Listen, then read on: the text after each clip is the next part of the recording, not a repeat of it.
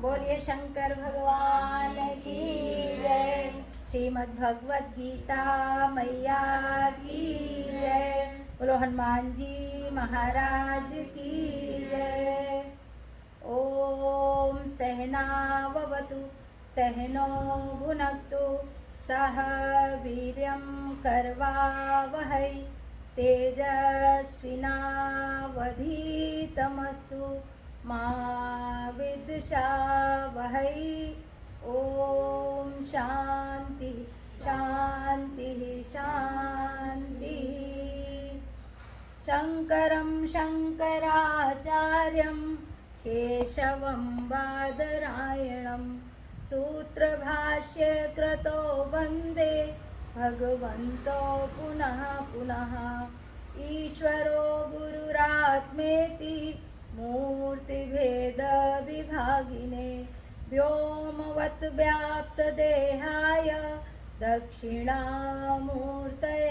नमः। सदाशिवसमारम्भां शङ्कराचार्यमध्यमाम् अस्मदाचार्यपर्यन्तां वन्दे गुरुपरम्परां। बोलो शंकर भगवान की जय। भगवान भोलेनाथ की बड़ी कृपा कि हम सभी लोग इनके चरणों में बैठकर प्रतिदिन श्रीमद् भगवद गीता जी का स्वाध्याय कर रहे हैं और हम लोग छठे अध्याय में आ चुके हैं। छठे अध्याय का कल 3 श्लोक हुए थे, 3 तक हम लोग पहुंच गए थे। तो हम लोग सबसे पहले पाठ कर लेते हैं। आप अपनी उठाइए गीता जी। जिसके पास गीता जी हैं वो अपने सामने रख सकता है। अब हम लोग अध्याय 6 का श्लोक नंबर 4 पढ़ो, है ना। यदा हीनेन्द्रियार्थेषु न कर्म सजनुषज्जते सर्वसंकल्पसन्न्यासी योगारूढस्तदोच्यते। उद्धरेतात्मनात्मानं न आत्मानम् अवसादयेत्। आत्मैव हि आत्मनो बन्धुर् आत्मैव रिपुरात्मनः। बन्धुरात्मात्मनस्तस्य येनात्मैवात्मना जितः। अनात्मनस्तु शत्रुत्वे वर्तेतात्मैव शत्रुवत्। जितात्मनः प्रशान्तस्य परमात्मा समाहितः। शीतोष्णसुखदुःखेषु तथा मानापमानयोः। अध्याय 6 का क्या नाम है? अध्याय 6 का नाम है आत्म संयम योग, है ना। तो आत्म संयम योग में भगवान अर्जुन को समझाते हुए, युद्ध क्षेत्र में समझाते हुए कहते हैं, और जो कह रहे हैं वो हम सब के लिए है। तो भगवान कह रहे हैं कि योगी कौन है। योगी और सन्यासी, योगी, साधक, भगत, जो भी हम लोग समझ लें, है ना। क्योंकि अभी हम लोग प्रारंभिक भगत हैं, गीता मैया की शरण में भी जल्दी से आए हैं, तो हम लोग अभी भगत बनेंगे पहले, है ना। क्योंकि ये विषय कठिन है ना, सन्यासियों के बीच का है। बहुत तपस्या करने के बाद ये बात समझ में आती है, लेकिन बाबा की दया हो गई कि हम लोग चल पड़े हैं। तो इस तरह हम लोग, आनंद तो खैर आ ही रहा है। छठे अध्याय में पहुंच रहे हैं और भगवान कहते हैं कि जिसने ये, उसके पहले वाला जो श्लोक है 3 नंबर वाला, उसमें भगवान कहते हैं कि आरुरुक्षोर मुनेर योगम कर्म कारण उच्यते। यानी योग में आरूढ़ होने की इच्छा वाले, कैसा व्यक्ति? जो योग में आरूढ़ होना चाहता है। योग का हम लोग अपनी सरल भाषा में समझ लें कि हम अपने आप को संयमित कर लें किसी भी चीज़ में, सुख दुख में, है ना। सांसारिक जितने झंझावात हैं और हानि लाभ में, सर्दी गर्मी में, ऐसे करके जब हम अपने आप को थोड़ा साधक बना लेते हैं, सहने की क्षमता बढ़ा लेते हैं, तो भगवान कहते हैं जो योग में आरूढ़ होने की जब ये सब चीज़ें बढ़ती जाएंगी तो हम लोग साधना के पथ पे आगे बढ़ेंगे और धीरे धीरे संयमित होते जाएंगे, फिर साधक की श्रेणी में आ जाएंगे, फिर भगवान की जब कृपा होगी तो योग के पथ पे भी चल सकते हैं। क्यों भाई अनु, भगवान की कृपा होने पे कोई कठिन नहीं है कुछ भी। तो जो योग में आरूढ़ होने की इच्छा वाले व्यक्ति हैं, मननशील हैं, माने मन में इच्छा रखते हैं, ऐसे लोग के लिए योग की प्राप्ति में निष्काम भाव से कर्म करना ही हेतु कहा जाता है। यानी जो योगी बनना चाहते हैं, यानी कि साधक बनना चाहते हैं या अपना कल्याण करना चाहते हैं, तो उसको सिर्फ एक काम करना है। सबसे सरल काम बता दिया भगवान ने अध्याय 6 में कि निष्काम कर्म करो। कर्म आप संसार में आके सब करिए, लेकिन निष्काम कर्म करिए, यानी कि कोई कामना न करिए, कामना रहित कर्म करिए, कोई फल की इच्छा न करिए। तो जब ऐसा करते जाएंगे तो हम लोग जो है सतत हमारा आगे आध्यात्मिक शक्ति बढ़ती जाएगी और हम लोग साधक की श्रेणी में और भगवान की कृपा प्राप्त करने के रास्ते पर आगे बढ़ सकते हैं। और क्या करना है, निष्काम भाव से कर्म करेंगे तो कोई संकल्प भी मन में नहीं आएगा, ना संकल्प और ना विकल्प, दोनों चीज़ से जब रहित हो जाएंगे तो साधक की श्रेणी में आ ही जाएंगे। अब आया ये 4 नंबर का, भगवान कह रहे हैं कि जिस काल में ना तो इंद्रियों के भोगों में ना कर्मों में ही आसक्त होता है कोई भी व्यक्ति, जिस काल में माने जिस क्षण जिस समय इंद्रियों के भोगों में, यानी इंद्रियों से संबंधित जो कार्य होते हैं उनमें शांत भाव रखता है। जैसे इस समय हम लोग अपना जो इंद्रियां हैं उसको भगवान की चर्चा सुनने में लगा रहे हैं, भोलेनाथ की शरण में बैठे हुए हैं, तो इस समय हमारी इंद्रियां हमारे कहने में है ना। मन जो है, मन के अधीन इंद्रियों को नहीं होना, माने मन जो कहे अपने मन का ना करे, हमारे अनुसार मन काम करे, यानी इंद्रियों को अपने वश में करते हुए हम लोग क्या करें कि इंद्रियों के भोगों में ना कर्मों में ही आसक्त होता है, किसी कर्म में आसक्ति ना हो, काम सारे करो, है ना, क्योंकि हम लोग गृहस्थी हैं, काम तो सब करना पड़ेगा, लेकिन बहुत लिप्त नहीं होना है, मतलब बिल्कुल हाय हाय नहीं करना है। जैसे मान लो कोई घर में बीमार हो गया तो हम उसकी सेवा करें, उसको समय से दवाई दें, डॉक्टर को दिखाएं, लेकिन क्या रोते रहेंगे तो क्या काम हो जाएगा, उसकी सेवा क्या हो जाएगी। यही बात हुआ ना कि अपना कर्तव्य करना है, विवेक के साथ करना है और ज़्यादा लिप्त होके नहीं, मतलब एकदम दुखी हो जाओगे तो सेवा कौन करेगा, है ना। भगवान मतलब हम लोग के लिए ऐसा, जो मेरी समझ में आ रहा है कि ऐसा कहना चाहते हैं कि जो इंद्रियों के भोगों में कर्मों में आसक्त नहीं होता है ना, कर्म करो लेकिन आसक्त न हो, और उस काल में सर्व संकल्पों का त्यागी पुरुष योगारूढ़ कहा जाता है। जब हम सारे कर्मों का संकल्प ही नहीं, माने आसक्त नहीं होंगे और सारे संकल्पों का त्याग कर देंगे, जब हम लोग धीरे धीरे अपनी साधना में और आगे बढ़ेंगे तो किसी से कुछ मांगने की इच्छा भी नहीं होगी। यहाँ तक कि जब और हमारी साधना बढ़ेगी तो भगवान के पास आके आप कुछ बोल ही नहीं पाओगे। जैसे अभी क्या होता है, आते हैं तो कहते हैं हे प्रभु ये कर दो, ये कर दो, कान में कहते हैं, भगवान से कहते हैं, लेकिन एक समय के बाद क्या होता है, बस आ जाओ इनके दर्शन कर लो, फिर कुछ बोलती बंद हो जाती है भगवान के आगे आके। कई बार जब हम लोग मंदिर जाते हैं, क्यों, सिर्फ तुम्हारा भी अनुभव होगा कि जब भगवान के दर्शन करने जाते हैं तो क्या वहाँ आँख खुली रहती है हम लोग की, हाँ, तो आँख खुली रही थी, भूल गए थे, जो मुझे कहना था वही भूल गए थे, ये हो तब दोबारा हम फिर लाइन लगे, फिर पहुंचे, फिर भूल गए, हम फिर से आएंगे, है ना। तो भगवान के सामने जब दर्शन करने जाओ उस समय इतना बढ़िया, मतलब इतना ऑरा होता है, इतनी पॉजिटिव एनर्जी होती है कि आपकी आंखें स्वयं बंद हो जाती है, बंद हो जाती है ना। बताओ सब लोग अपना अनुभव, क्यों मिश्रानी, आप दर्शन कर, हम तो जाते हैं बिहारी जी के सामने तो हम सोचते हैं आंखें खोलें, वो अपने आप ऐसे बंद हो जाती है। तो यानी कि ऐसी साधना हो जाती है, ऐसा अभ्यास हो जाता है, भगवान की कृपा ऐसी हो जाती है कि आपके संकल्प स्वयं सारे खत्म हो जाते हैं, कुछ मांगने की इच्छा ही नहीं होगी भगवान के पास जाके। तो आपने आँखों बसा ली है, हाँ, है ना, मन में बसा के तेरी मूर्ति, है ना, उतारू मैं गिरधर तेरी आरती, है ना। तो भगवान कहते हैं, अर्जुन को समझाते हुए कहते हैं, जो व्यक्ति है उद्धरेत आत्मनात्मानम, जो हम लोग हैं तो हम लोग चाहें तो स्वयं अपना उद्धार कर लें, अपना उद्धार कर लें। और क्या कर लें? उद्धार कैसे करना है? ये जो संसार सागर है ये समुद्र है ना, दुखों से भरा हुआ समुद्र है ना। तो इसको हम कैसे पार करेंगे?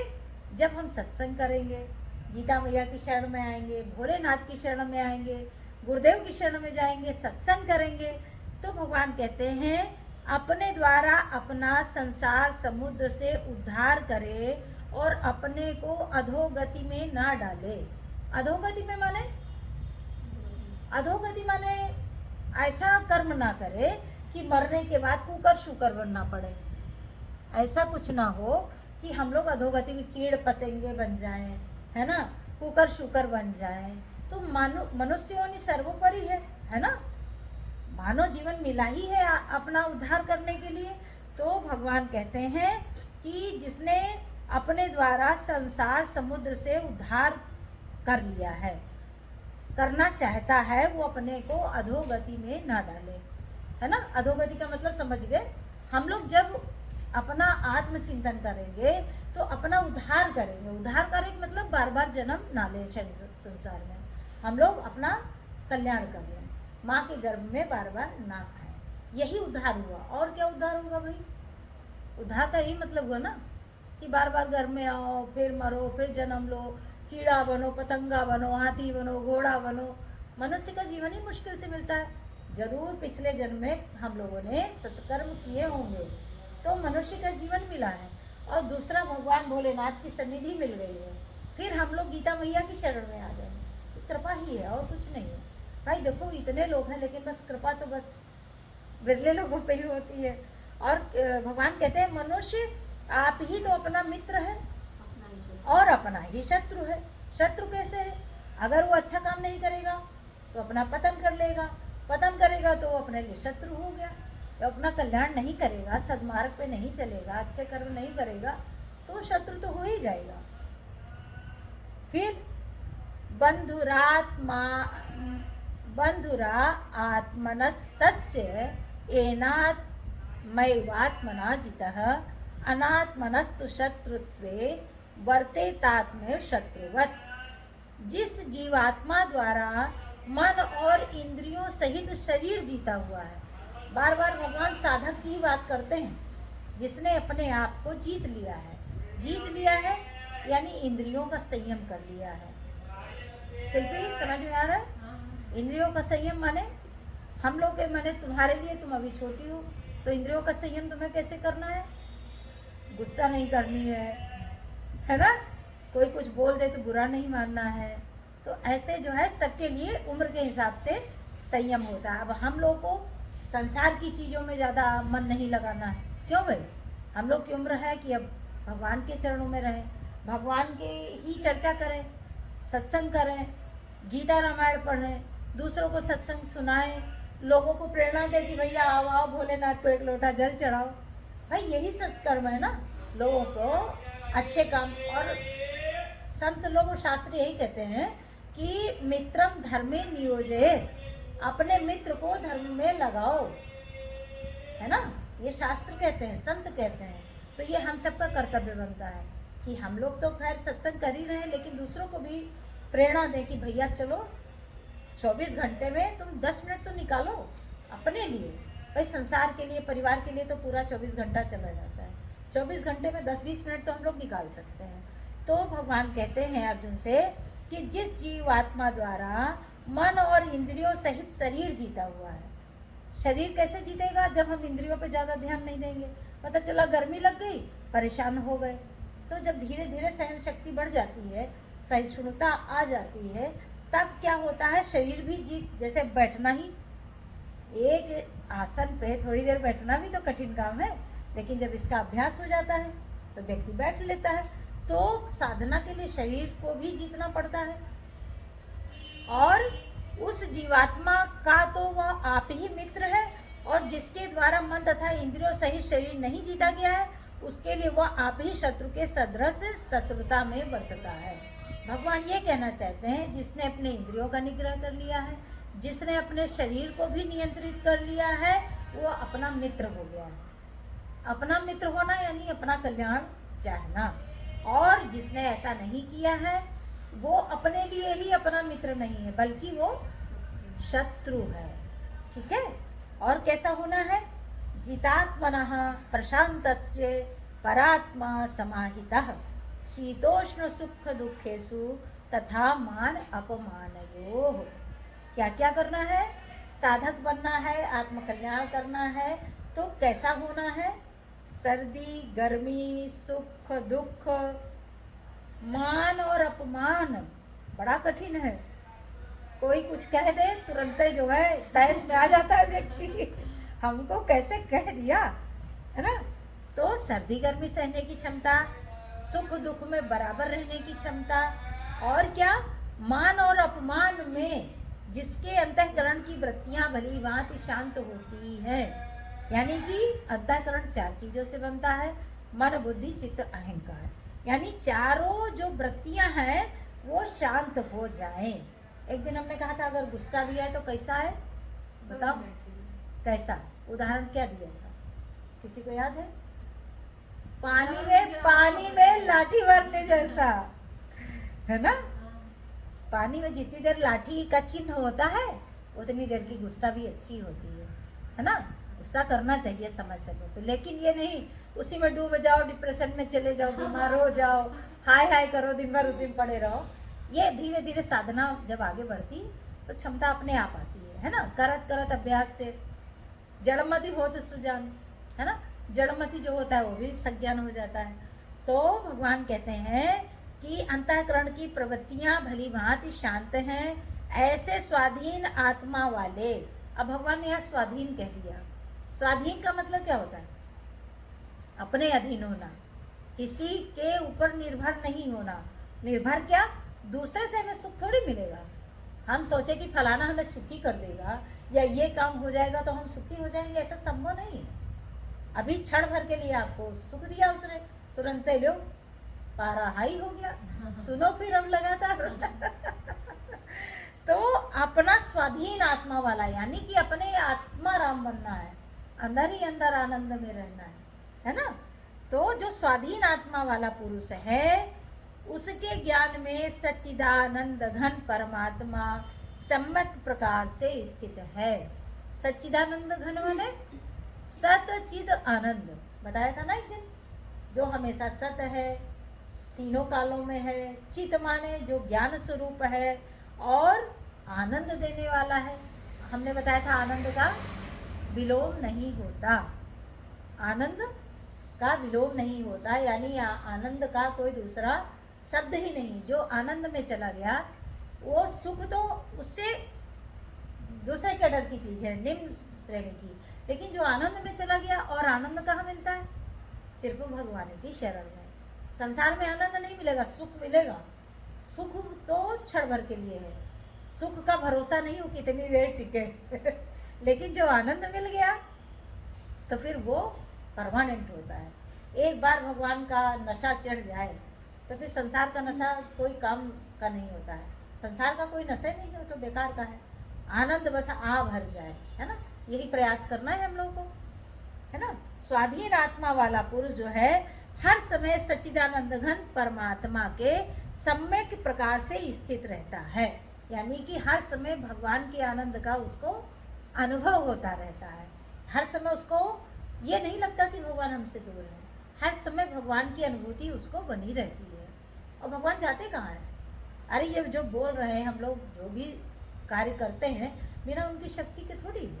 तो भगवान तो हमारे एकदम निकट है, ऐसा अनुभव हमेशा जो करता है, अर्थात उसके ज्ञान में परमात्मा के सिवा अन्य कुछ नहीं है। देखो वो बात आ गई आगे कि अन्य कुछ नहीं है, यानी भगवान ही सब कुछ है ना।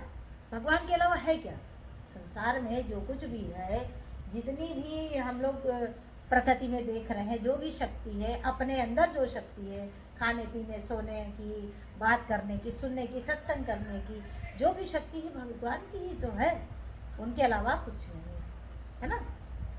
इस तरह भगवान कहते हैं कि हर क्षण हमारा चिंतन करो, हर क्षण हमारा ध्यान करो और हमारे ध्यान में प्रति क्षण रहो और इसी में आपका परम कल्याण। आज जो है यहीं पर सत्संग को विराम करते हैं। बोलो श्रीमद् भगवद गीता मैया की जय, बोलो शंकर भगवान की जय।